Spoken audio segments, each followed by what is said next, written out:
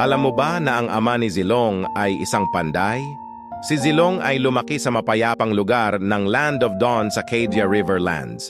Ang kanyang ina ay naglalakbay sa paligid upang ibenta ang gawa ng ama ni Zilong. Isang araw, habang naglalakbay sila, biglang dumating ang isang malakas na hangin na nagdulot ng aksidente. Sa gitna ng kaguluhan, nawala ang mga magulang ni Zilong.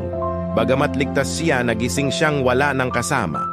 Walang kamuwang-muwang si Zilong kung nasaan siya, kaya't naglakbay siya sa baybayin ng mga buhangin. 7 araw siyang naglakad, nagtatanong sa sarili kung saan patungo ang kanyang paglalakbay. Sa wakas, sa tabi ng malalaking alon ng dagat, napagod si Zilong at nagpasyang magpahinga.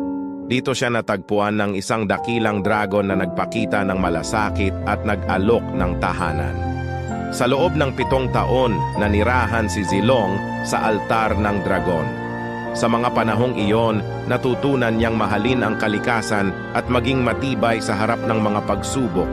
Ang pagkakakilanlan niya ay muling nabuo at sa pagtatapos ng 7 taon ay handa na siyang harapin ang mga pagbabago sa kanyang buhay.